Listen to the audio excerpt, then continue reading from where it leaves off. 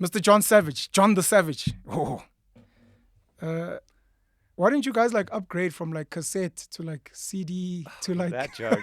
That joke. I could dine out on that joke. I was in a band called Casette. What's that? But doesn't everyone have like... Do you know I was on KTV with Casette in the day, and they asked the kids, it was very embarrassing, does anyone know what a cassette was? One of the kids like sort of knew what it was, but most kids like they think you shove it in the USB port, you know, they weren't sure what it was. Shout out to that kid, man. That's Yeah. an old soul. John, I'm honored to have you here. I have no words really. We speak about human angels, so to speak. You are a dream maker. Yeah, don't do that. Man. Don't do what you're doing. Don't do the humility thing. I have to give you your flowers.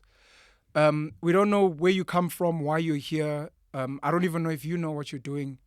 But for the fact that you've been able to create a platform like AMPD, outside of all the other amazing work that you've done, on behalf of everyone who's worked at AMPD, who works at AMPD, who's created special moments at AMPD, thank you so much. It means a lot to, at least to me. Well, firstly, I appreciate that, but it isn't me. Like, this is a team thing through and through. And no, seriously. Just take it. These guys have gone through, and gals, hell for this place. Like, Sure. This place stands because of the amazing people that are around here. So thank you to you and the entire team. And to the team, yeah. And to everybody else involved. It was a long, hard road, this place. Thank you, though. Cool. Well, brief background, of who you are. I know your accolades. I know some of your work. But for people that may not know, hi, I'm Jon Savage. I'm an alcoholic. And today I'm drinking water. Yeah, well, for just because we're on camera. Very checkered past. Really grew up, wanted to be a filmmaker or a musician. Thought being a musician was a really bad idea. And started a film company when I was 19. And there weren't, at that time, I remember very clearly, there were no directors. Like, there was no after film school. Sure. Commercials directors were 40 years old. And so I came in at 19 as this little, pimply-faced, arrogant, I'm going to be a film director. And there were four of us, these four friends, and we started this film company, and it was very intense. And while that company was getting going, I got called to Joburg to get signed by a record label. I appeared on Idols, actually. I'm remembering now in real time. I was in the very first season of Idols. You performed? As a joke. Okay, so here's what I did. My film company was called Kryptonite. Sure. And I thought, I'm going to promote Kryptonite by going on to Idols dressed as Superman. So I went on to Idols dressed as Superman, and I sang the stupidest song. It was like Super Duty or something totally stupid, right? Yeah. And I just wanted a publicity stunt for the business. Kryptonite. For Kryptonite. And the one guy there, who was Dave Thompson, who was the head of BMG at the time, he was the nasty judge, the Simon Cowell judge, right? He said, he said, wait a second, this guy is messing about. I know this guy. I've heard him sing. This guy can actually sing. Come and see me after the show. That's a real story. Yes. And what happened after that was even more weird. It was my first taste. I became an overnight national celebrity as Superman. I walked down the street. People were calling me Superman. The Standard Bank ATMs had a picture of me when you put the card in. And everybody knew me as Superman. That's crazy. And it was when Idols was like first season. It was the Heinz Winkler. It was Heinz when it Winkler. was big. Yeah. And I met them there as well. And Brandon October. It was an interesting time. But then the head of BMG told me to come and see him. And I'd had some demos. I gave him some demos. I went back to Cape Town, and he said, "Come to Joburg. I'll sign you." And it was also back in the day when record companies were actually record companies, and Sure. they were doing stuff. So I got in a car. I went and picked up a girl that I really liked and thought that she was a great pianist, who I'm married to today. Geez, congrats. We got into I was about to say you picked up a girl. there was a girl that I knew, I was friends with. But you married her, so I it's wanted a to be in the band, right? happy ending. We got into a little Corsa, packed to the roof, drove to Joburg, and next thing I was on this whirlwind of Casette. We were touring the world. We were one of the first bands to play in Japan, and we were on tour for 6 years around the world. It was mental. That's special. Mental, yeah. Home is Cape Town. Home is Cape Town, yeah. Born and bred. Born in fully- Port Elizabeth. Okay. Traveled, Today. yes. Okay. And traveled around. I had my dad was a sort of mad, brilliant adventurer. So he was like you before you kind of. A very different animal, but definitely a lot of people say we're similar in energy, but he was much smarter. He was a brilliant businessman, like really smart. And the one thing he was very dedicated to transforming South Africa. He was involved in building prefab houses early on, like coming up with innovations that would change the housing program and doing these dodgy deals with governments all over Africa. I found a video of him recently in a private jet with the president of Kenya or something, doing some dodgy. He was always doing these kind of dodgy deals, but for good, like dodgy deals for good. He was always trying to do something that would change people, and that was really. He's cool. Mr. Savage. Yeah, he's Tony Savage. Savage is not like a stage name. Nah. Like John Legend. We got the name. Okay. Yeah. Small off-ramp. Yes. You believe in the idea. I'm putting you on the spot, and I apologize. You believe in the idea of doing dodgy things for the right reason? That's what he was doing. Sure. I'm a bit more of I'm a straight shooter, but it actually took me a long time to figure that out. I definitely know, if I'm going to confess it, something I learned very similarly around starting this project 10 years ago at AMPD, that I actually didn't know what my principles were, that I was actually a little bit, when I was doing business, I was a little bit like in the gray. Yeah. And I figured one day, I actually met somebody who really inspired me, and I was like, oh, wow, that's somebody who's very principled. They know what is right. They know what is wrong. It makes decision-making really easy, and it makes business easy. So when you go into, and so our whole philosophy changed. I met my business partner, Cole, who, again, this guy is the most honest, black and white guy. It changed me to change from, in business, when you're negotiating, not to negotiate to win, to negotiate for the fairest thing. Sure. And it's really, it was a brilliant life lesson for me. I also had some life coaches who've guided me and stuff. It pulled me out of like that gray area of business of like. It's very gray for almost all of us, by the way, when we're starting out. Especially in the early days when you hustle. Yeah. But I really believe this is a much better way of doing business. Like always being upfront, always being the fairest, calling out something when it's dodgy, and fixing something if it's unfair. And if you negotiate really well and it's unfair to the other person, it's actually not a good deal. Okay.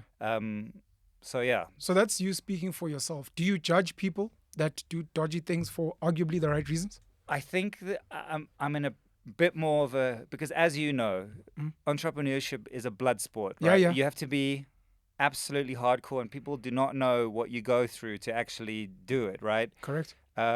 So for me, I'm not critical of people, but I've learned, and what I was trying to say is I feel a bit more privileged or older to be able to say this, because not everyone can say this. Yeah. I don't want to do business with those people. Even if the deal is really good, I don't want to do business with those people. I hear you. And that's also been really helpful, because the amount of energy you waste on a really lucrative bad deal, it's not worth it, actually. I hear you.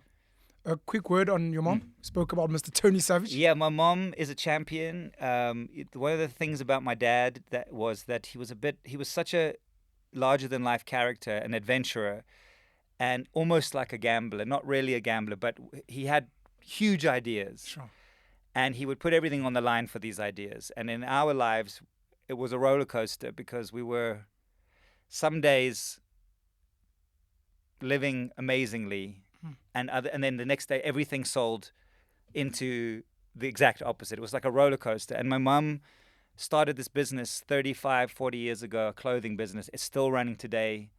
She's still considered an icon in fashion. She's in her 70s, and she held our family together. Like when my dad was up and down and up and down, the reason that I've been able to do anything in my life and actually be able to have someone to fall back on when everything went to shit was because my mom just was this stable force. She just did what she did. She's done it forever, and she'll do it forever, and she's still the best at it. Shout out to your mom. She's. Have you ever drawn a link between yourself and Elon, just in that aspect? I mean, his father was also huge risk, big dreams.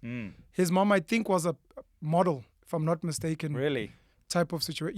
You've never drawn that type of link. I haven't thought about it that deeply. No problem. Because it's much harder to look at yourself. It's like these questions that are kind of deep cuts because most people don't live in life looking at themselves. Sure. So I'm taking on what you're saying, but I've never thought about it that way. No. Let me punt it just a little bit, just Okay. for something to consider. All right. I don't know much about Elon Musk's life and story. I think at some point he was at Bryanston High here, and then he went to Pretoria Boys.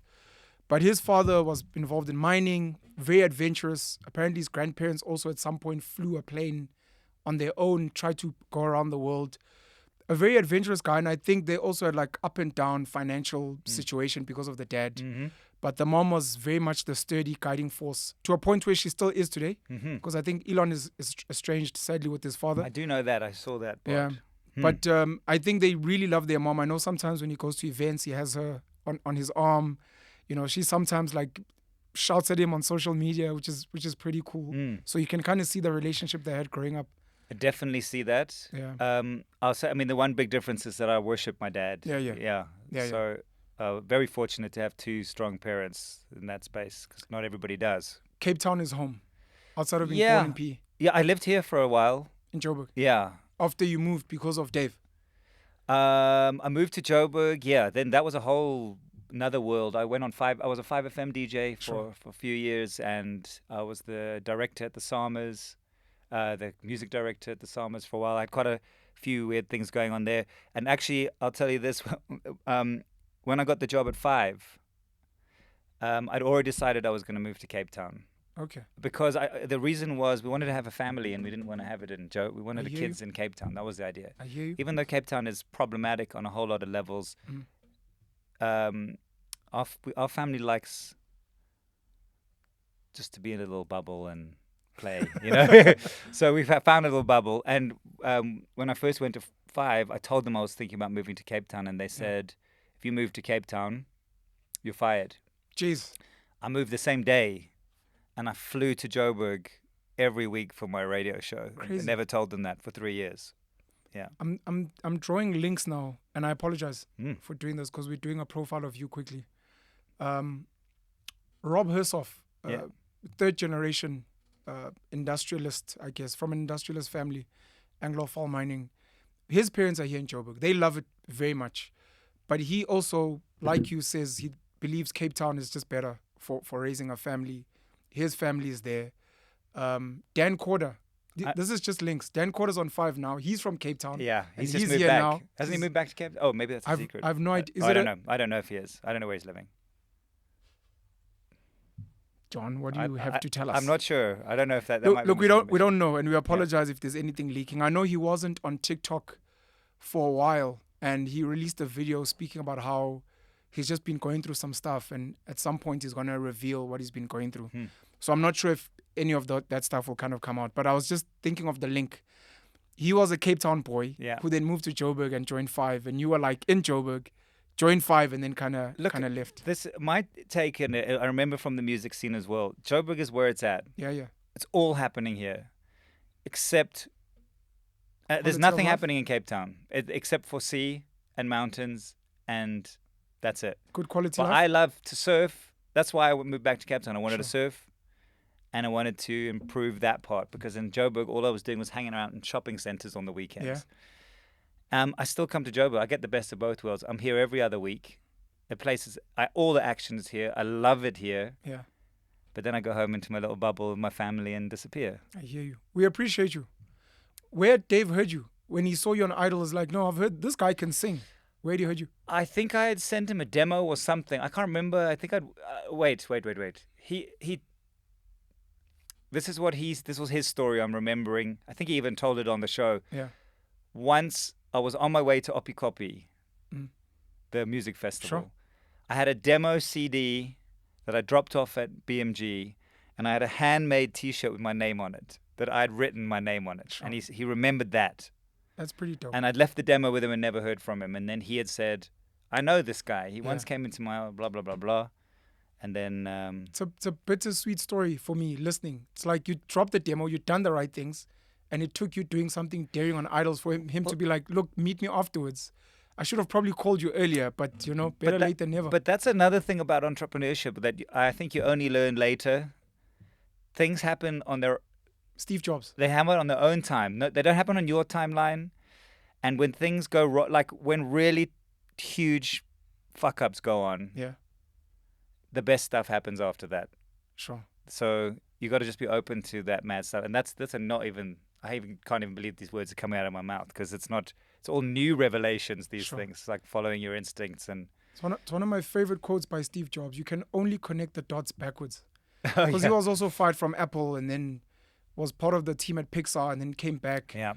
And it's like, you can't, I guess you live life forward and then you reflect backwards, or you whatever. Exactly. That's why I have a lot of issues with books. Like I love autobiographies, but often people telling you how they became Steve Jobs. And you just think it's a lot of luck as well. There's a lot, like, it's easy when you are him to talk about your path. But there's a million decisions in there. So you can't, if you follow exactly those steps, you aren't going to be there. Yeah. Biggest takeouts from traveling around the world with Casette. I mean, you dropped off a CD demo, but you guys still called yourselves Casette. CD. Yeah. We didn't have a name then either. The traveling the world, there were two big things. One, it made us realize how low the ceiling is here. Like, this has been a driving force. Even AMPD is about this, and almost all the projects. The best talent in the world is here. We are the best. We are the best. But because the ceiling is very low, because we are isolated, we're on the ass end of the world, right? We're so far away. All the bands in the world, they tour a tour circuit that we're not on. Sure. So when we were getting onto the international tour circuit, we have to fly to London to get onto it. Nobody's coming here. The only bands that come here and musicians are usually bands who are in their high twilight of their career. That's and they want to go to South Africa, right? Come here to retire and collect some pension money. So as a result, we don't see all the coolest, best things in the world. And so our work ethic, I have to say, the work ethic and the outlook is quite small. We're small-minded because we're isolated. Sure. And so touring with Casette and suddenly playing with like phenomenal bands, we were so inspired going, we could work so much harder. Yeah. There's so much more you need to do. And so we would always come back and like try and instill that and go like, right, guys, this isn't good. If we want to get Africa onto the global map, we have to up our game. Sure. And it is happening with the Tylers and the things are happening now. Moonchild is doing I'm wondering, because I'm doing like a snapshot of what you're saying. So let's say London and the circuit. Yeah. And then you're saying things are happening in Joburg. And you almost want to build here. Why would you not build, let's say, in Cape Town or in PE? Because that becomes like the South Africa of... I would never. The reason is... Or why would you not move and build an AMPD in London? Because, and this is like there have been offers for these sorts of things, and we've done a lot of investigation. In fact, I think Nigeria would be a great place for a second AMPD. Okay. The reason is we're unique for a couple of reasons. We have no infrastructure. Let me repeat that. When you're in a first world country, the transport works. If you're an artist, there are booking agents.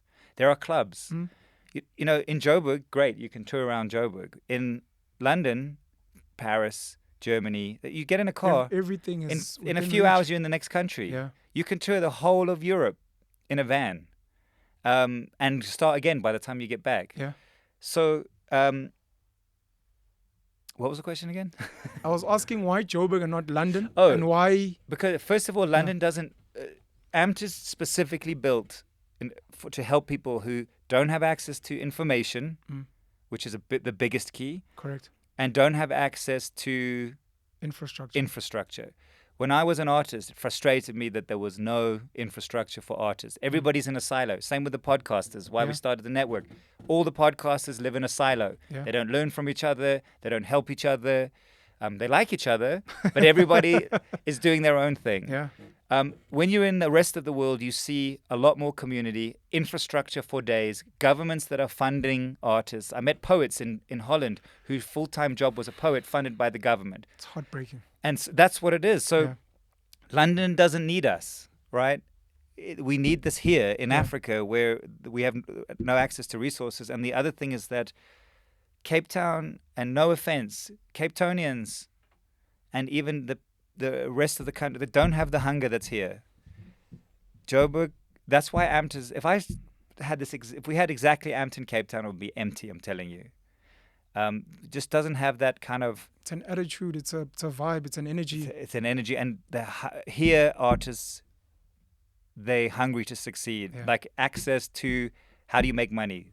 How do you make money? In the rest of the world, podcasters are doing podcasts for fun, right? Here, podcasters are doing it because they're trying to change their lives. I hear you. It's a different ball game, and it's hard to do if you don't have access to cameras and people and True. don't see Penn walking around and say, "Please, won't you be on my podcast?" You know. I hear you. Thank you for that. I don't know if you want to make any other points besides the low ceiling from traveling. Oh, traveling. So that was the first one. Japan is the coolest place in the world. I have a feeling Japan is like the coolest place in the world. I can't even tell. You know. So I'm right. It is the coolest place. Well, it's built for fun. I wish they spoke English. I'd literally, that would be my number one place to move to. China, no English. Japan, lots of English. You're good in Japan. It's really pretty cool. Yeah, it's become a lot more cosmopolitan there. I hear you. There's so many cool ideas we could steal from there. Like the thought process of everything in Japan is crazy. Like, for example, restaurants. Like, why did we do this? Okay, in the restaurants in Japan, when it's a group booking, let's say there's 6 or 8 of you, you pay up front. You pay an amount. So let's say you pay 300 Rand. Yeah. Now, what happens for the first hour, you got 8 people, they've all paid your 300 Rand. The drinks come. The food comes. Rice, things, vegetables, whatever. You eat. And after like an hour or so, or an hour and a bit, the foods, you kind of come up. And they come and say, look, everybody needs to pay another 100 Rand if you want to stay. And you say, okay, well, we'll stay. Pay another 100 Rand. The drinks are coming, full up sake, whatever you want to drink, it keeps on coming. And at some point you say, oh, I've got to go, and you leave. There's no bill for you. You go. You've paid. It's like prepaid, right? That's proper. And then by the end of the evening, there's only 3 of you left, fucked on your ear, drinking sake. The guy comes and says, if you want to stay, it's another $100. Sure. You put it into the pot, and then when you're ready to go, you leave. And I thought that was brilliant. The other thing they have is a little button. When you want to call the waiter, a little light goes up on the roof there, so you're not ever, like in an aeroplane. Have to wait, and you're in the conversation. Hasn't come just around. Press the beep and they'll come.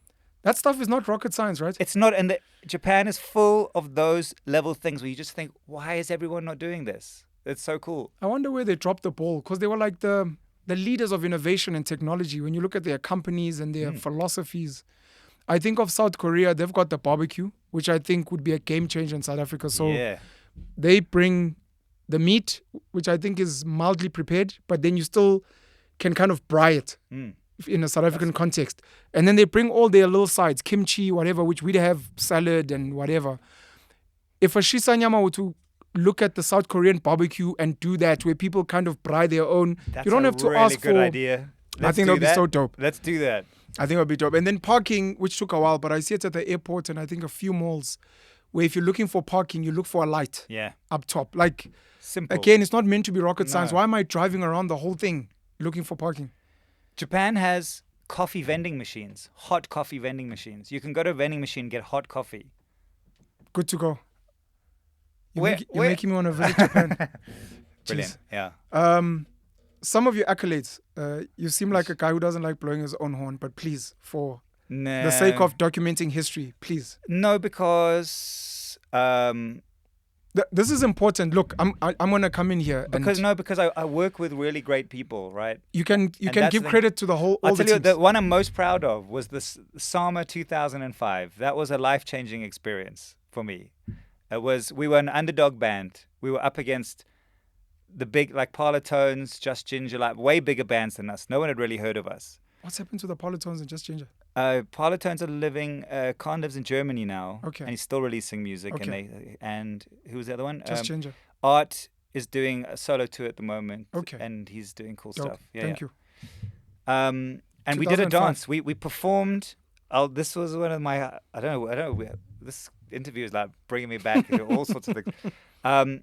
We performed at the Samas with Vusi Mahlasela, and me and him did a James Brown dance-off.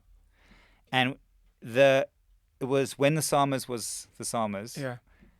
It was televised, and when I left there, even when I was driving home, we stopped at the petrol station, and all the petrol attendants were doing my dance around the car. That's proper. And it was an overnight flip for us. That Sama was the thing that I'm most proud of. I remember that moment so clearly.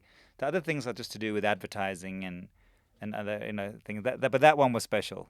Vusi Mahlasela is a serious legend. And it's said that, we speak about not learning South African history the way we should at schools. And outside of South African history, because most people want it to be political. Yeah. We've got so many legends in this country that young kids don't even know exist. Okay, don't even get me started. This is my real agenda on the thing. And I don't know if you remember the early days of AMPD. So even in the Casette days, we were doing collabs with the Mahotela Queens and all the legends. That was a big. We were touring. We played FNB Stadium with the Mahotela Queens. We were the only Mlungus there, completely, But and even at that time, I did a series of documentaries with trying to expose our great legends. We don't know our own legends. Yeah. And AMP's first purpose was to bring in legends. And we did a whole series of hero conversations here, where we brought in the greats. Yeah. They did a masterclass with a current star, and then they performed together on the square. I'm still obsessed with Caiphus Semenya, who I've tried for 4 years to get on my podcast. He's been here a few times. Letta Mbuli. These guys' stories have never been told. I've also pitched to Netflix ad nauseum a story, a documentary series about how South African culture has impacted the world. Yeah. How Caiphus Semenya's band was Quincy Jones's band. Michael Jackson's Off the Wall album was Caiphus's band, right? Jeez. That's the impact that Caiphus has had on the world, amongst other. That Hugh Masekela knocked the Rolling Stones off the #1 spot of the Billboard charts in America in the late 60s. How even Beyonce's coming here and borrowing our dancers and our singers and Trezor's writing for Drake. We have such a huge impact on the world, and no one is interested in that story. But it's a story about heritage as well, honoring those who came before us. Do you know the jazz guitarist Billy Monama? No. This guy is amazing, and he's the only person who's actually writing the history of South African music. Nobody wants to buy a copy. He spent years making these books about the history of South African music. It doesn't get told on TV. They're not recorded anywhere. They're not idolized, and half these guys, they die poor. True. When an icon dies poor, we're like, how did it happen? How did it happen? They're not sort of culturally inserted into pop culture, and I have a real issue with that. So I'm always hanging out with the old folkies. I love Abigail Kubheka, and I love Letta, and I love Yvonne, Chaka, even for all the personality differences. These are people we need to have at the forefront of what we're doing, because their stories are insane. We think you're reminding me of the silos you spoke about with podcasters. It seems like a lot of the musicians or creatives or artists also have a. No, it's big in the music. It started. AMP started as a music space, and it was exactly that, to try and encourage artists to work together. What I wanted to happen was, people came to a masterclass thinking they were a rapper, but while they were here, realized, holy shit! Now that I'm learning stuff, publishing, I'm going to get into publishing. I'm going to start a little business. I'm going to run it at AMP. I'm going to sign these artists, so that there was an economy of people collaborating to work together. Yeah. And that's why we also bring in all those old toppies, there's legends in here. Thank you, John. There's a beautiful picture of Vusi Mahlasela, since you mentioned him. Vusi with Jay. We had Sepotsola Jay here something. before he passed Joao away. de Fonseca. Yeah. Sepotsola was here. Do you know Ian Fur? Ian Fur. Ian Fur is the founder of Sorbet. Oh, no. So he's worked with a guy called, I think, Clive Kelder, if I'm not mistaken. I think Clive is Jive Records, I'm not mistaken. Right. And when you read his book, something about that way, feeling that way, or he speaks about the story of how Sorbet came to be. And you hear, he's from my hood, where I'm from now, Emerentia. I went to King David. And he tells this beautiful story of how they worked with some of the legends. I think Stimela, the musicians, and how these guys traveled around the world. And you look at the Soweto Gospel Choir, you look at the Ndlovu. It's called Ndlovu Youth Choir. Yeah, Ndlovu Youth Choir, yeah.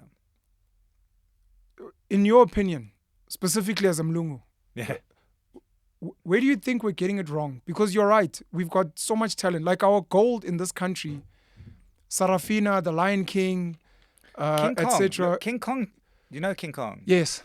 That's a story that's never been told either. That is one of the biggest stories about how good we are on planet Earth that's never been told, except as a play. I thought you were telling the story. You want the story of King Kong? Please. So our entire global music industry. So back in the 50s, they had this when with segregation, you weren't allowed to be able to collaborate. These artists got to, so King Kong was a musical.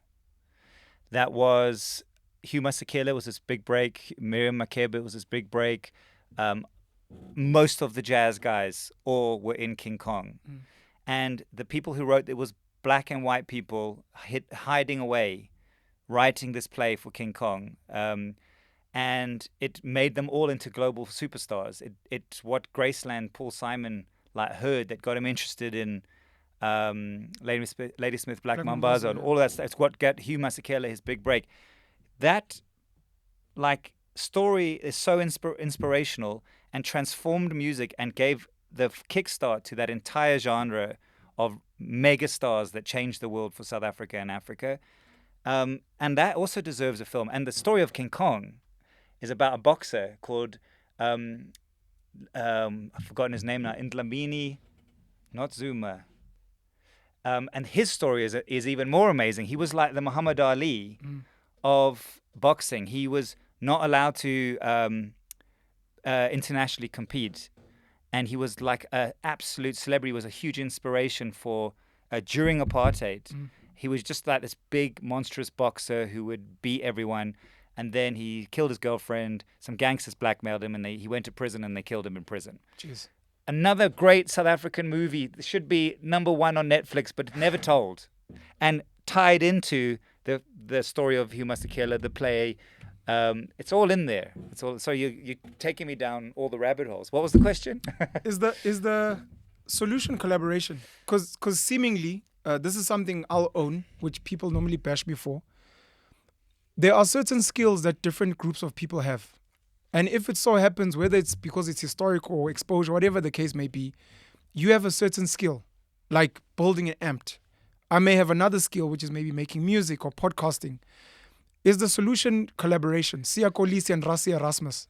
Because maybe certain black people for now don't have some of the skills that other people have. And it's like if you guys, Black Coffee, want to exploit the world with your talents, collaborate with people that have certain skills that you may not have so that it becomes a beautiful story. I don't know what the answer is, but as South Africans, we have some really amazing qualities, like we make plans when there's potholes and we don't complain. We'll make our own electricity, Yeah. That's amazing. But one of the big negatives, I think, is, and it goes back to that siloed thing, we tend to eat our own. We don't genuinely wish the best for other people in our industries, I think. Yeah. We don't think there's space for everyone to succeed. Yeah. We're kind of secretive with what we're doing and how we're doing things. It is it is in the spirit of collaboration. And there's also some sort of deep-seated cultural, it's not insecurity, it's like self-worth thing we have. And I think that means maybe we don't feel worthy of asking for help, or I don't know what it is. Some type of pride. But that's why, you asked me earlier, when you go into another country that isn't South Africa and you see so much money, so much collaboration, everyone's working, like an industry. Yeah. You go like, that's where's our industries? Do we have a scarcity mindset that's maybe engineered so that I'm not going to tell you what I know. One of the things I've complained about when I first started working at AMPD was it seems like some of the people that had joined AMPD early on, specifically celebrities, didn't want to talk about AMPD. And I didn't understand, because in my head I was like, you guys are celebrities, you probably have access to resources that other people don't have. If anything, if you are a celebrity, you're meant to shout out this place, know that you won't last for long, because this place is actually created for not you. Yeah. I don't know. And it's like, no, there's like the scarcity mindset of we can't all coexist and we're all competing in South Africa. Oh, this guy's bigger than you. I'm like, it's the internet, bro. We could take over the whole globe. We should be competing with American and British podcasts as an example. We are, but to ourselves we're not. I don't think we think that way. That, you know, it's like the low ceiling thing that I was saying about earlier. Like our world's quite small, actually. Yeah. Joburg's really small if you look at. You just got to step outside into the rest of the world, see how big it is, to come back and go like, oh shit, I wonder what's above this ceiling. Yeah. Like, how can we climb even higher in that? And I think that's. And again, I think it also comes to the fact that because we're not on that global circuit, we don't see these guys coming here. Like, if all those podcasters were coming here, the global ones, and we were seeing them, we'd be like, okay, we got to be that good. We got to be, look, that guy's doing this with his audience. I want to do that with my audience. So we're missing that piece. I need to give a shout out since you spoke about, please may you mention his name again, Billy Monama. Yeah. It's documented some of our... He's written 2 books. Sure. On the history of like everybody. It's more like an encyclopedia, but it's a book, proper book. Is it possible to find these books? Yeah. He's out there trying to get someone to buy them. Okay. They're so important. And it's like, for some reason, our own heritage is not cool. It should be the coolest. One of the legends I bumped into here is Ubabu Themba Mkhize. Yeah. Who I met many years ago. And one of the projects he was doing with a mentor of mine at the time was trying to document old South African music. So there are people that want to create these things. I don't know if podcasts are going to be the platforms for us to speak about these things and kind of make them a reality. The Luries can... Sorry, please. I was just going to say, they belong to all of us, not just podcasts. Everybody should be honoring these people. Sorry, Karen. So that was going to be one of my later questions. Luries can... What about him? Give a shout out to yourself and whoever you've worked with? No. This guy. There are kids that... Okay, maybe just... What is a Lurie? What is can? For people that don't know.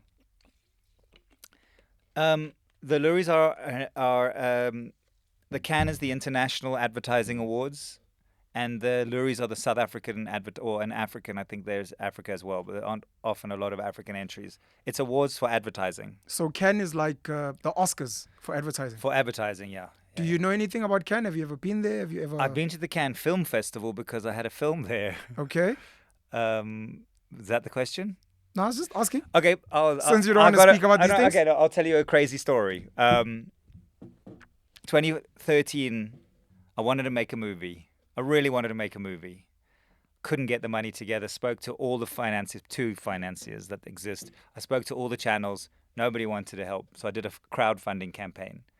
That's brilliant. Earned something like 500,000 or 600,000 on this crowdfunding campaign and shot a feature film in 11 days. It was a comedy about the South African music industry, about an English-speaking rock band trying to break into the Afrikaans market, but they don't speak Afrikaans because they see the money. And I got all these cameos, like Fokol Polisiecar in it. I got all the cameos. Rob van Vuren is in it. We did it on an absolute dime, it was on nothing. And really, we made that film just for fun. Then it got selected for the Cannes Film Festival, right? Boy. And next thing I knew, I was being flown out to the Cannes Film Festival for a screening of this crazy film. This story gets madder. So I thought, while I'm at the Cannes Film Festival, I've got to try find a distributor. And I'd never been to Cannes before, and I'll just say, I'll never go again. It's horrible. It is all that glitz and glamour. But if you're an independent filmmaker, it's hell. I hear you. And it's a relationship building thing. It's like networking, which I'm not that good at, like networking professionals from all around the world. It's a very, it's an elite club. People have choppers and boats and Lamborghinis and the celebrities everywhere. So I made these business cards. It said Stone Cold Jane Austen, that's the name of the film, the cheapest film at Cannes. And then I had a little trailer, and I went to every stand, and I gave them my card, and I showed them my trailer.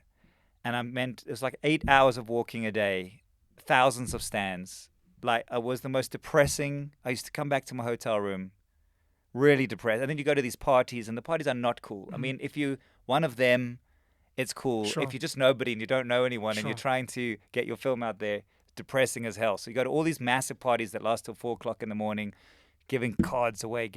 I did that for 8 days straight, and I was miserable. And on the 8th day, I got a call from this guy. His a film distribution company in LA called Arsenal Films is this Polish guy called Jarek, and he said, "Listen, I watched your film. I don't know why. There was something about you. I watched your film." And he started quoting lines from my film. And he said, "I want you to meet me tomorrow on the pier at 2:00. So I went to this pier. I was like, what is going on? He told me he thinks the best film he's seen in years, that this is a cult, this is going to change the world, which it never did. He gave me this contract, which I just signed, because I was like, I don't have options. Yeah. I did look through it, but I was like, okay, fine. I'm here for the experience. He bought me champagne on the most expensive pier and lunch, and he put me on a helicopter back to my hotel. Jeez.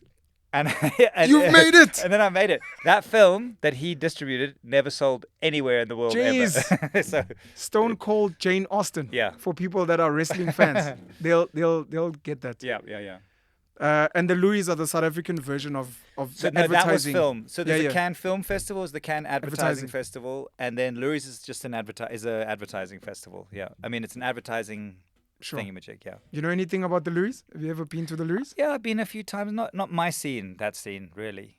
Yeah. You're not big into what's the right way to put it? Because I struggle with those spaces, so I fully Me as well. understand. Where there's these celebrities and they dressed up and everyone is like, "Hey, I haven't seen you," and you're like, I just want to go work, man. I don't know what we're doing here. We're all being superficial and shady. Yeah. But thank you. Those are some of the achievements you've had, which maybe we could discuss on another platform. You've been traveling Oh, now, yeah. recently. I don't know if you'd like to share some of I would love your to. travels. Thank you for that question. So I've created this Africa Podcast Network. It's this podcasting network because, again, to try and unite the podcasting industry. And it's a really cool. It's going to sound like I'm selling it, but it's important to know. Please sell it. Please sell it. I'm not selling it. We're in your house, John. It's don't creative. really have a choice. When I was working with Mac in the early days, Yeah. like we were getting big deals and stuff, and we were being offered. Mac being Mac G. When you yeah. guys opened Amped. Or Yeah, no, launched Amped. I was working with Mac when Mac's early days. Sure. I was helping him commercialize his podcast. Sure. We were doing deals and stuff, and he was here at Amped for a while until he had to leave.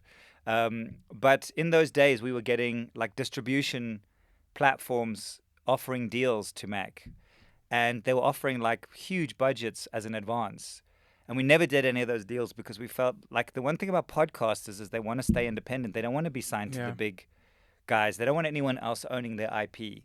So when we created the podcast network, we tried to create something that was super creator friendly.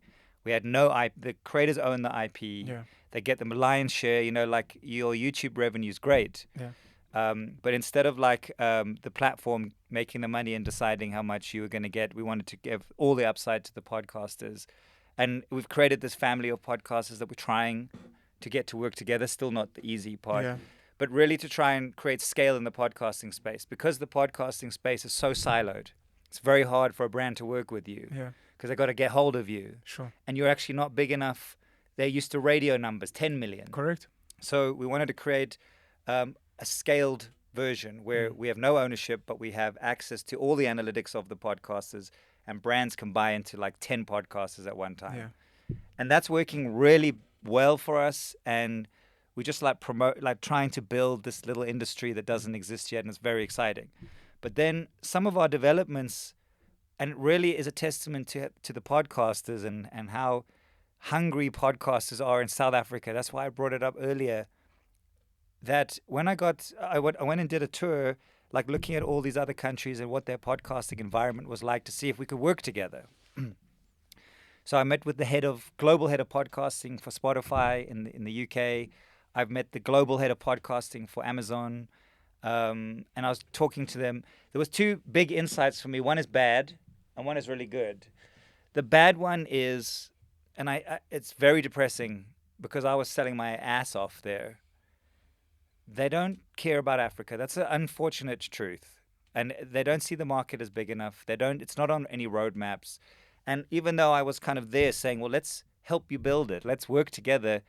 generally there is no appetite for Africa. They don't take this continent seriously, and that's very depressing and also good to know. Thank you for the truth. Yeah, that is the truth. Because and you a could have hard heard it truth. and kept it to yourself, but thank you. I'll be honest, I went to a podcasting conference, a big one. I met a lot of big guys, and I said to this one network, if you ever have clients who want to reach a mass market in Africa, we can give you the access. He laughed and said, I've never had a client say that to me. There was like lots of reinforcement of that.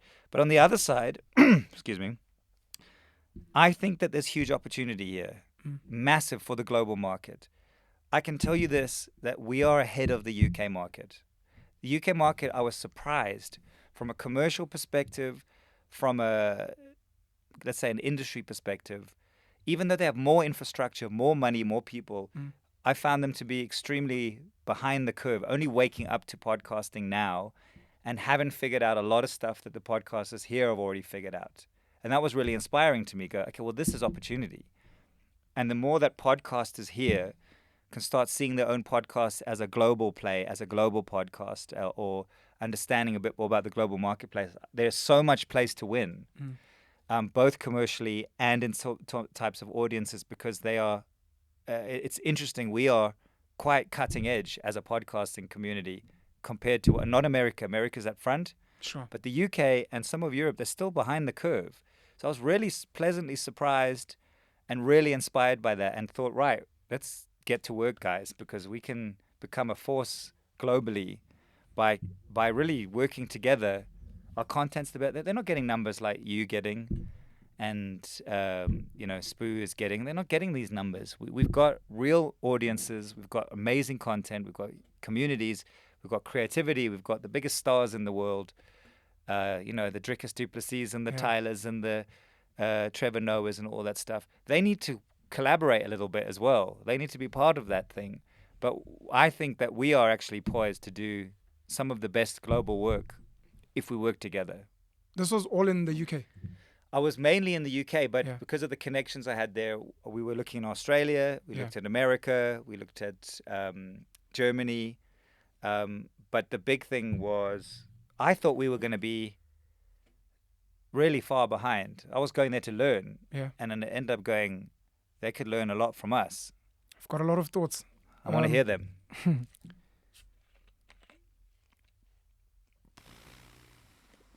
I think this goes back to that collaboration thing. Well, my first point.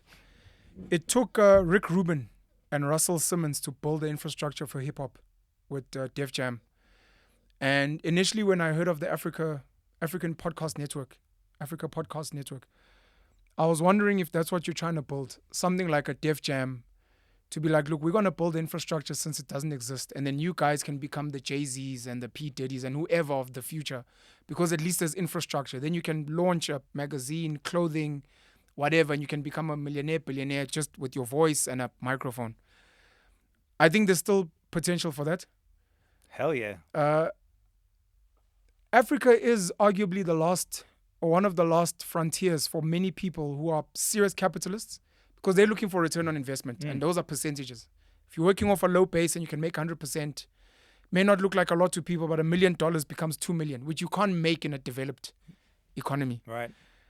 But now you look at some of the potential innovations in Africa, which you have to take yourself out of the first world. M-Pesa in East Africa, which has made it cashless, which we've struggled with in South Africa because I think our financial services are developed. You look at Stokvels in South Africa, which I don't think we've actually figured out how to fully exploit. You look at maybe the taxi industry, hawkers. In my podcasting journey, one of the things I've wanted to do, because I understand you guys are trying to say, you get 10 million views on TV, you get 10 million views on maybe print, 10 million views on radio. You don't want to listen to us until we have 10 million. So like the Pakistani puzzle shops, we'll combine all these puzzle shops so that at least when we go to Tiger Brands, we can buy it direct. But at the same time, I'm like, a lot of these relationships have been built over decades. Relationships between? Between, let's call it marketing platforms and brands. Yeah. The idea of small-time podcaster on my phone, making content as small as I am, like you at Cannes, walking around for 8 hours being like, what if we just start? I know it's a lot of work and it's not the smartest way to go about it, but this is Africa and that's why we can try these things out and you never know. You go to like small businesses and which brand was it? I don't think it was Facebook. I think there's a tech company where these guys made money by getting small mom and dad stores to advertise because none of the big guys wanted to go to them. Right. So it's like if little guys are giving you 500 Rand, 1,000, and you find a way to create a platform or an app or something. And it's like, do you know podcasters in South Africa are multimillionaires? Like, so the brands are giving them money. It's like, it's little businesses. Yeah. Because the little businesses are like, I don't have a budget for SAPC, but I can come to your little podcast and give you 2 grand. Yeah. And I get a bit of mileage. And over time, we build those relationships. I don't know. Because with disrupting mainstream media and platforms, why not also maybe look to include small and medium businesses? We do. The biggest issue, I think, is that podcasters essentially are not business people. This is the problem. And advertising is a different animal. It's not based in logic. And there are plenty of small brand. We take briefs all sizes, right? Yeah. And there is a whole, but the problem as a podcaster is, and this is the problem I'm trying to solve. If you are doing okay in the podcasting space, you have a lot of brands reaching out to you, a lot. Yeah. You're hard to get hold of, like the DMing you, unless you now build a media team around what you're doing. Every single job is negotiated based on the job. It's a lot. And then client services, which is actually the big pain point, is that even if it's 2,000 Rand, once they give you the 2,000 Rand, they want to see what the thing is going to look like. They want approvals on what you're going to say. That is too much. That is what is killing everybody. Yeah. Is that even the podcasters who are great, they can't manage the incoming from all the levels. You've got the big brands offering you one thing. You've got these guys lowballing podcasters because they think they don't know anything. You've got new guys who don't know how to even value your own podcast. If you're going to do a live read, how much does it cost? Yeah. And if you tell me the quote, why is it cost that way? Correct. So like building an industry is actually figuring out those things that we can all work from so that everybody knows what a live read costs for your particular audience. Yeah. And that there's a system for brands to be able to approach. And then the other problem is that brands struggle because they want to be on 3 podcasts, say. They can't. They can only be on 1. And so it's a very direct it's not scalable, put it that way. It works for when I started my podcast, I got Whiskey Bros to sponsor whiskey for me because it was a whiskey drinking podcast. That's where you start. Like with who you know, can you do a small deal for 2-3 grand? Great. Build your podcast. Great. Everyone must do that. That's how you start. But once you get to a phase where you're getting 10, 15,000 views or whatever, or 100,000 a week, and the brands are coming to you, that's actually when you're having your biggest issues. The idea is to create a plug and play from you guys. If you're an entry level podcast, that's a secret that can you get just you like 500 Rand, and then when you're a bigger boy, the reality is that by accident, we're becoming a tech business now. We're actually building a back end that podcasters can completely run their businesses off. Yeah. And brands can engage with, that you can run your campaigns off it. It helps you with all that stuff. That's actually by where we are moving into now. We're doing it all manually now, but we're a tiny team doing really big work. Yeah. We're taking all the pain from podcasters and it's killing us as well. So we started to build tech to try and make it easier. Sure. And now we're going, wow, this tech doesn't exist anywhere in the world. This is actually really cool. Let's do more of this. That would be really cool. I hope to be part of that journey in some way.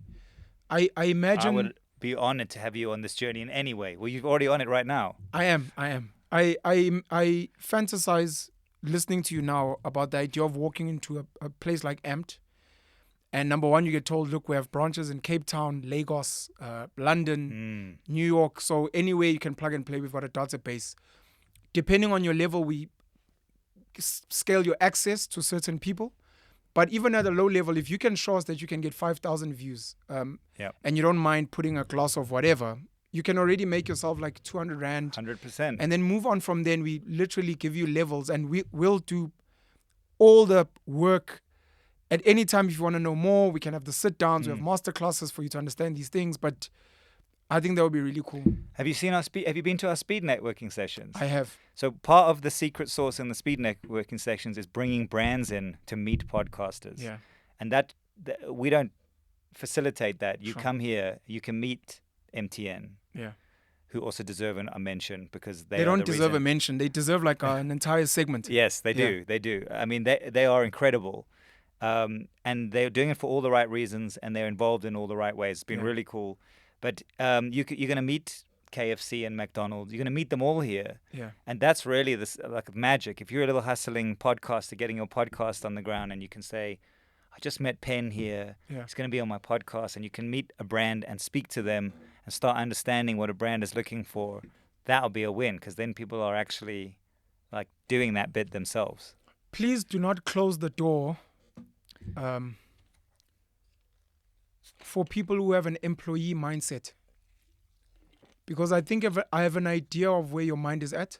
We're speaking like indie. You're a podcaster, you're about independence, owning your IP. I've realized being in podcasting for the short period I've been in, there are people that just want jobs. They're like, bro, I just want to come to your podcast. Just pay me a little bit every month. Just tell me what to do. I think... But that's happening here. Like there are podcasters like that. There are podcasters who are like, just do everything. You'll brand the podcast, give it a name. I'm just going to come and chat for an hour.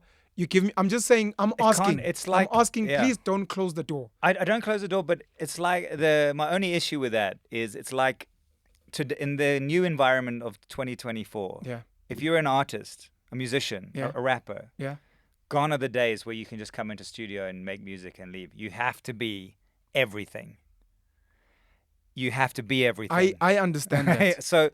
But don't close the door on the other guys. But there's no doors being closed. All I'm saying is if you're coming in here expecting everyone else to do it, you're done. I mean, the door's open, but it's your own funeral. There are people that are, a few of them, Yeah.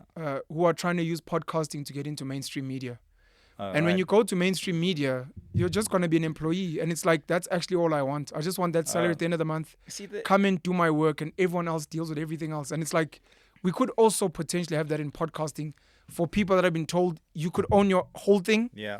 But if you're really, really hell-bent, even if it's just temporary, you can be my co-host. Yes. I'll run the whole thing. Co-host get paid. That's great. I don't have any issues with that. My only thing is I think that all about people getting closer to what they need in life. Yeah. Money. That's what everybody's looking for. Like, however Amped can help you find money, that's what it's about, Sure. right? All the fancy toys and everything and the music it's a ruse. Yeah. We look cool, but actually we're a financial education space. It's about learning how to build a business. But the only thing is I think that when you do a podcast, I mean, I'm an advocate of podcasts, obviously. You're building your audience for life. No one can cancel Mac G. He will monetize that audience till the day he dies. So if you start that process or you shortcut that process and then you go into traditional mainstream radio, you're stuck into now being job to job to job. Yeah. And once you're fired, you're back to no job. You've got nothing to show for it. You are being paid to build someone else's audience. Yeah. And if that's what you want, to your point, great. But in podcasting, even though it's much harder and it requires investment, you're building your audience. And that once you got that, it's yours. It's yours. It will never leave you. Yeah. So that's why I'm not against anybody doing all that stuff. Sure. But it's just podcasts are better. I'd like you to give a shout out to MTN, how they got on board, why they're here. I don't know if it's worth mentioning the previous partnership you had as well. We can. I mean, it's up to you. Amped was a long journey, actually. Before here, we were in Maboneng, and that's another whole story which you can make a movie about. That's the most horrific story of my life is Maboneng. Sorry. And the destruction and moving over here. But we started off with Old Mutual, who were great, who believed in the vision of what we were doing. Yeah. And kudos to them. We were with them for 3 years. And we're still working with them. They still do podcasts here and they support us, which is amazing. Shout out to Old Mutual. Big time. But MTN is such a different animal because they understand Amped in a way that, you know what, MTN, I don't know if this is confidential information, but things they've said is like, we know we're not cool. Like, we don't want to be cool. We want to help people connect. That's what we're about. We're a connecting thing. Like, if you put MTN here, it's going to make you less cool. But we know that what we're about as a brand is connecting people Sure. and making sure people. And so this is like MTN DNA, what we're doing here. And we're doing more and more projects with them. The big thing we're promoting is Caller Tunes. But the partnership with them is so rich, richer than I thought it could be. And the deliverables from them are keep doing what you're doing, help, connect South Africans to internet, knowledge, information. And that's our partnership. It's like a dream partnership. That's beautiful. And it is now growing into other things. The team there is phenomenal. And I really think that MTN's approach to AMPD is so cool and next level. That we are extremely fortunate, and it's because they actually care about what's going on here, which is very rare. Yeah, they get it. Yeah, they get it. I love the connecting people, and I forgot to mention this because, I think some of my points when you were speaking about your travels, they're coming back. We have a connectivity problem, which would be some of the reasons why global markets might be like, do you guys even have electricity? Yeah. Shout out to No. our ruling party. And yeah, I've sat at some point and done some of the numbers. I'll speak about the advertising numbers if we still have time and you'll engage me.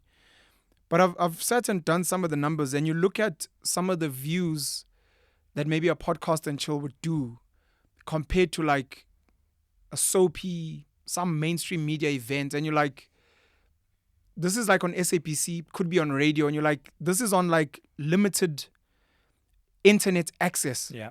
Imagine if the internet was as free, as cheap, as easy. These numbers would be multiples. Yeah. But already they're so crazy. And here people almost choose to plug in. Yeah. On SAPC, you watch whatever's on the screen. On radio, you listen to whatever the DJ of the time. Here, you're intentionally going out of your way of, you could be on Netflix, you could be on Amazon Prime, you could be on SABC, you could be on DSTV, you could be on some international podcast. You chose, which is something I never take for granted. You chose to plug into me. And when you look at these views, it could be 1,000 views. These are people that intentionally with their internet, maybe even if it's free Wi-Fi at work or at school, are like, I chose to be here. Yeah. Imagine if the internet was free, super cheap. You hit on imagine. Elon's going to do that hopefully with Starlink, right? Our ruling party doesn't want it. Oh, they don't want it. They say give us a cut first. But I had an idea. Why don't we like sort of pirate? We set it up in Lesotho, but we make it like. These are the South secret. Africa. These are things that are already happening. By the way, there are people using Starlink in South Africa. Oh, that's what I but want to know how I they're think doing that. ICASA and other people are trying to shut that down. I'm a fan of It's whatever ridiculous. they're doing. Ridiculous. But I think like I don't know how to. I must just be careful how I word this. But one of the big, and you are proof of this. Mac is proof of. There's a few people who prove this. That the general perception is that South Africans don't have data. Everybody, and that's why often service providers who do content, they just give you shit because the general philosophy is you can't afford data. I'm going to decide. I'm going to buy the last like 10 seasons of Generations or whatever. I'm going to stay. You can't choose. Yeah. And so you don't have a choice. I've got a captured market. And these a lot of these service providers have failed over and over and over again because nobody watches them, even they've got a captured market. And then when I see your numbers or I see Mac's numbers, it just shows if you want to watch something, if the content's what you want, you will go make a plan for the data, whether you're not eating that day, you will get the data, you will watch the thing, which means, goes back to it, like, we should all be focusing on that, like the better stuff, not the cheap stuff, not the, like, high quality, best stuff. Yeah. And I wish there were more big platforms that really decided we're going to get behind, like, really cool stuff, not just the stuff that, because no one's got data. I think it's a big misinterpretation of almost like not respecting the audience. The audience care about what they're going to watch, and they'll go and get it. I'm thinking of the story because, I visit townships quite a lot. There's people that'll go to a library, a school where there's like internet, and they'll like hang on. They'll download the whole thing. They'll download the whole thing to go watch. My sister was in an Uber yesterday. She's like, this guy's literally watching the panel show on full blast. I'm not sure whether to tell him this is my brother or not. And I'm like, this is really special. It's really special. Can I tell you something? Plug. I'm going into plug mode. We've just created a little app called Podium that is now in Ayoba, in MTN's platform. And all our podcasts that we serve through Podium into Ayoba is data-free. Jeez. So it's all data-free podcasts, and the more podcasts, I'd love to have yours. We're trying to get all the best podcasts into that so that it's completely data-free environment for podcast listeners inside Ayoba. This is live now? Yeah, we're live. We just gone live like 3 days ago. You and search throughout the whole of Podium Africa. MTN. It's in Ayoba. You know, Okay, so you go Ayoba's- to Ayoba and then... Yeah. So Okay. Ayoba's the app that gets preloaded onto an MTN Sure. phone. Inside that is Podium, and the podcasts are all free inside that. And it's all, everybody's in. Well, not everybody. We're trying to get more and more better things into that. I'm trying to go back to some of my points about Africa. Okay, you spoke about Amazon and iTunes. Thanks to the speed networking, I met a lady who works for TikTok South Africa. Cool. And one of my questions was, why is TikTok not paying us? And she mentioned something about head office. I'm like, no, that's cool. I'm like, we can help. Yeah. Those of us who create content on TikTok, we can all come together if possible and make like a petition of sorts. And if that doesn't work, you guys can help us create our own fund. Some people would be willing to chip in money, and you're like, Yeah. we'll spread this money with you guys. We YouTube could should do be. that. I think YouTube should be stronger as well in supporting. I hear you. Because this is our. I mean, YouTube is Africa's Netflix, right? It's the desired destination for content. I wanted to speak monies. I don't know if you have an opinion on this. Uh-oh. Some other work I've done, and these numbers are not accurate, but you look at primetime television on SABC1, and when you do the maths, you'll find that the production company, not how much the SABC makes, the production company will do something like 14 cents, let's say 15 cents per view. Yeah. These are maths calculations I did on my own. They might not be accurate at all. 15 cents per view, let's say on 8 million views for Uzalo. And then I do a comparative, because I think YouTube currently pays us about 4 or 5 cents per view. And then you look at Spotify and how much that pays. And shout out to Google AdSense, man. And shout out to these. We didn't even know we could get paid for content. Yeah. I mean, I hope Mark Zuckerberg somewhere is listening and really, really considers doing better by us, because we've been loyal to him since 2005. Do you think we're getting... I don't know if you've done the numbers.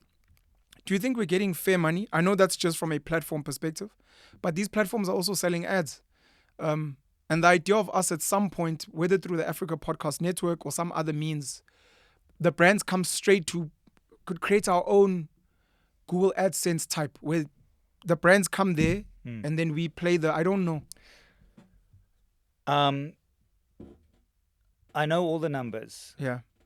And, you know, at the end of the day, YouTube is one of the biggest companies in the world.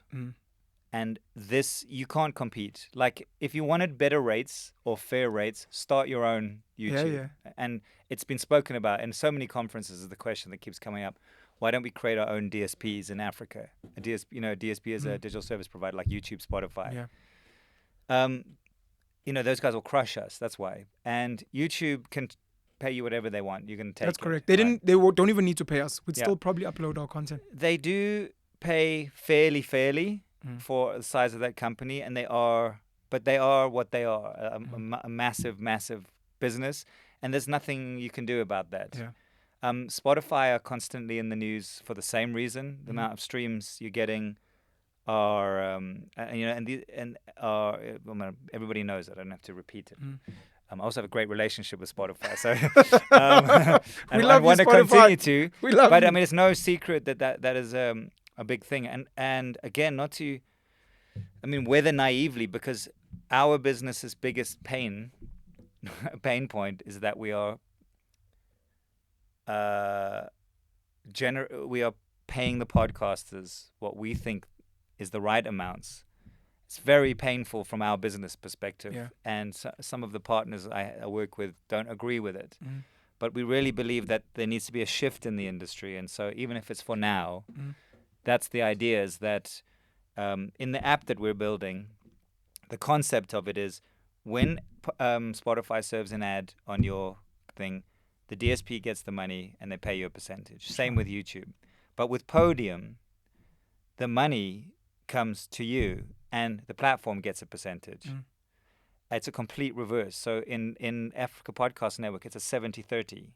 So the 70% of all revenue goes to podcasters. That's ridiculous. YouTube does 55. They do What did I 55, say? but they do 55. Most people do 50. We didn't want to be near the 50 mark. That's why we're at 70. No, I think YouTube does 45 for the creator. I think they keep 55. 45. I think. But there's also 70% is crazy. And there's also other expenses in there. You know, like remember in the old days, well, I don't know if when you sign a record deal, there's lots of other costs that are before you get your percentage. There's breakages. So we don't really know what is the actual dollar amount of $1 from Coke. What that you're getting 45 cents of it. I don't think that's, but that is I fully the hear model. you. But yeah, I mean it's a changing environment. Everyone's trying to figure out, and podcasts unfortunately have been a culture of being free. Yeah. So the only model is advertising. So we've got 2 revenue streams. Yes. The other one is really tough, the subscription. Yeah, so subscription. And then there's ad revenue. So the subscription thing is great, but it's hard for fans as well, because if I want, again, it's not scalable. If I want to support 5 podcasts, I've got to subscribe to all 5 of them. It's not economical for me. I hear you. It's a so these are just problems of the industry, I think. And there's no... Okay. Anyways. Yeah. I just want to see if I forgot. Okay. Do you think there's a fight between mainstream media and alternative media? It's conversations I've had with a couple of people. I think in the past, Mac G said things like, mainstream media is whatever. I think Noted did the same as well. I was like, look, I think we can collaborate. DJ Spool's back on Radio 2000. Dr. Susan Mpofu-Walsh is on That's SABC. crazy, eh? How cool is that? It's too crazy. So is there a chance to collaborate? Will they always be hamstrung by like the BCCSA and the like? Are we fighting, or is it just... I don't think... the one thing I've really figured out, I think, I could be wrong, podcasting and radio are not the same animal at all. They're totally different animals. Yeah. Radio's fight with survival, it's not because of podcasting. It's because of the internet. And the fact that once upon a time, your only options were the 3 TV stations and the 4 radio stations. Correct. Now, everything on earth is an option. Yeah. That's what they're fighting. They're not fighting with podcasting. But radio is still great. Like, there's things you can do on radio you can't do in podcasting, and there's things you do in podcasting you can't do in radio. Yeah. And I don't think that they are... I mean, they might be competing. If you're a brand, you've got to figure out whether you want to put your ads on radio or on podcasting. But podcasting is a whole different animal, because in a radio environment, you can place the ad as you want and you can get this maximum reach. Great. That's for radio. And if that's what you want for the brand, go and do that. In the podcasting space, you can collaborate with the podcaster. The podcaster can say to you, look, I like this ad, but I think my audience are going to be interested in it. Can't we do a bit like this? Or can I say it like that? Or can I change it? I put it in my own words. And now you're like creating engagement for their audience. You might have a smaller audience than the radio, but much wider engagement, more memorable. Sure.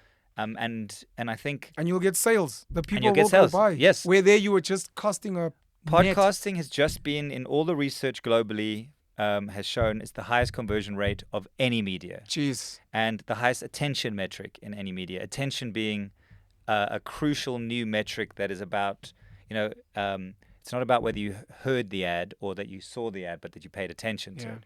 And because podcasts it's called lean in listening, podcast people, audiences, they come to find your show and they're listening to you. When you talk about a brand, they're listening to you. And no other media is like that. So it's quite special. But they're different animals, I think. And yes, we're probably competing for budgets, but they're not. I mean, radio is still doing great. So attention capital is essentially what we're all kind of fighting. Well, the whole world has gone to the idea that there are ads everywhere is like that's become the problem. Yeah. So everybody hates ads. Yeah. So how do you make someone pay attention to your ad? Well, the ad has to be compelling. It's got to be in the voice of someone you trust, and podcast offers so much value in that space. Yeah. Do you ever worry about specifically in the podcasting space saturation? I thought I would be, but we're not. We're too small still. I mean, it's like YouTube. There are a billion. Everyone and their uncle has a YouTube, has a podcast, but I'd say 0.5% of the podcasters make up 95% of the audiences. Sure. There's only a few podcasts people are actually listening to, and we need to do more. We need more. We're missing news. There's not enough stuff happening in news. Yeah. We're missing sport for some reason. There are like almost no You're right. good sort of sports podcasts. There's a couple. We have one true crime person, and she's really cool. But there are opportunities if you just look at what's popular or look what's really performing well in the international market. They're dominating because there's no content for us. Sure. I think the sort of celebrity interview thing's a bit overly saturated. There's only so many times. I hear you. But it's cool people like Mpumi Ledwabo who've got a purpose. Their podcast is there to change the world. Like if you've got a thing, do it your way. Sure. I think there's loads of space, so much space in the podcasting thing, and that's what's exciting. Top 3 favorite podcasts, globally, locally, whatever. The greatest podcast ever made, is The Midnight Miracle. The Midnight Miracle. Mos Def, Dave Chappelle, the boys. and Talib Kweli. The boys. This is not a podcast. It's a fucking work of art. It's the only podcast I've ever paid a subscription for, and it is worth it. It is so smart. It is so cool. It's like a religious experience. It's these 3 wise philosophers talking about life. From the first episode, I cannot tell you there's no podcast that can touch that podcast. The Midnight Miracle. The Midnight Miracle. So cool it is that Mos Def and Talib Kweli decided in the podcast, because they were giving Spotify they were trashing them quite a lot in their podcast. And they were saying, this is bullshit. Like, we're artists. We want to be paid like artists. And it's a subscription. It's a subscription podcast. Their one. You have to pay for it. You can't just listen. The first episode you can listen to free, Sure. but they put it behind the paywall, and I don't ever do the paywall except for this because the episode was so strong. And they got a lot of listeners, and they decided they were going to launch the follow-up Black Star album. Jeez. As a podcast, not on Spotify. Even though it's on Spotify, you pay your monthly subscription and you get the album. So the Black Star album... That's crazy. Well, you can't just say Black Star because people don't know. So Mos Def and Talib Kweli are these 2 rappers in America who have one of the most classical hip-hop albums of all time called Black Star, for anyone who doesn't know, because some of us, Jon Savage, are quite old. We old. But that but is the idea of a Black Star, I'm trying to think of what it could be comparable to kids these days. Whoever your favorite artist is, it could be Tyler, it could be Justin Bieber, Taylor Swift, whoever, and they have like this one classic album. It's like Scorpion Kings. With like the Scorpion Kings legends together. And they're like, the only way to get the follow-up album is to subscribe. That's crazy. Yeah, and it was brilliant. I didn't even know that. That's enough for me to subscribe, by the way. Boom. Get my Black commission. Star, jeez. Jokes. Black Star is one of the albums that actually really made me fall in love with hip-hop. I was back in high school at the time. Mos Def and Talib will always go down as legends, except Mos Def recently trashed Drake, which was... I saw that. But that anyways... was really hectic. I've got a Mos Def thing for you that I'll send you that is one of the coolest things ever. In 2014, I started a radio station, and Mos Def was one of the DJs on the station. Are you serious? And his radio show, that's just in the dungeons of my laptop nowadays, is one of the coolest, craziest compilations of music, plus he's DJing, that you've ever heard. I will send it to you to listen to. It will blow your mind. It is so cool. I can't wait till we unearth our own Mos Defs and Talibs, because the guy's also an actor, and anyways. Thank you for that. Only that one. Any other special mentions? Look, I can't. It's very hard for me to talk about local podcasts because I can't Nothing favor wrong my with that. children. Just your favorite working international podcast. So international ones. So I love all my local podcasts, just saying. And I listen religiously. On the international front, there's this crazy podcast called How Did This Get Made? How Did This Get Made? Where what they do is they take classic bad films and they trash them. It's comedians. And it's really funny. They just dissect the films from your childhood and they destroy them. There's a YouTube channel called However Things Wrong With This Movie. It's like that. Sure. And they just pick apart everything, the storyline, the performances, the acting. It's so great. It's really good. And I listen to a lot of news. Like I'm sort of obsessed with news podcasts all over the world, local, international. I'm always sort of wanting to know what's happening in the world. So Why is that? I have a mild obsession with American politics. Okay. For no reason, just because it's like entertainment. I hear you. And it's so divisive, and that's interesting, I guess. I wanted to ask you about South African politics, but I'm kind of tired of speaking about South African politics. Jeez. Yeah, let's not. The idea of meeting up like this physically Yes. versus virtually, which is something I don't like. Do you think it's necessary for conversation, interview, podcasts to meet physically, or is it the same to you? Doesn't matter? Like, for example, most dev could be somewhere else, Talib somewhere else, and the guys are kind of streaming. I think if it's functional, I mean, like during COVID, that's all we did, right? Sure. There's nothing wrong with it. I don't think it's a problem, but I have realized that I kind of like my little nest. I don't ever leave it. Like, I do everything online. Yeah. Except when I come here, then I'm very active. But when I'm in Cape Town, I'm in my little nest. Everything is... And I actually felt after COVID, this is how I'm going to be forever. Sure. But I've also realized that when you're in the room with someone, those guys are in the room too. Yeah. And there's somebody over there that you haven't met. And Yeah. there's someone over there that you've got a connection with that you're going to end up building a business with. Yeah. And when you're on the screen, they're the only people that's there. Yeah. And I realized, okay, I actually need to make an active effort to not be like this. Sure. And again, like, it's really cool that we got to chat downstairs. We were doing magic card tricks and other stuff, and someone else was here to see that I got to meet, and there's Yeah. other things we can discuss after the show. So I actually think that the in-person thing is actually pretty cool, I guess. Future of podcasting for AMPD, for the Africa Podcast Network, just your views as now a guru of podcasting specifically, especially having traveled to meet the guys at Amazon and Spotify. What are we missing out on? Where are we going? What do you see happening? I'm more excited than ever now. This trip really lit a fire under me because I saw the opportunity for us. I went up there expecting to be like blown out, like we're the babies. And I came back going, we're the kings, right? What we're doing here is of great importance. Yeah. And again, it comes down to like the way podcasters are working here it's like life or death, these podcasts. And that brings an economy of people, environment that you don't see anywhere else. Yeah. And so like the podcasts in the rest of the world are quite well thought out. I'm going to do one about mental wellness, you know? So there's something about what we're doing, the numbers we're getting. I think we could smash into the global space, both from a commercial perspective, and that means work with international brands who are looking at Africa. That's part of the challenge. And it just takes like you getting the right interview with Idris Elba when he's here to get now clicked onto North America to know who Penwell is. Sure. And I think we need to be ambitious like that. We should be more aggressive with international guests every now and then. Yeah. Whoever's in the country, we should get them into the podcasts and start looking at promoting those in other territories. I think we can win this game because our shit is really interesting and cool. And that's what I came back going like, wow, we're actually the coolest. Do you wish government could fund this space, or would you rather they don't? And big business as well? It's a hard question for me. I don't have any... AMPD is built on the premise that no one's going to help. Yeah.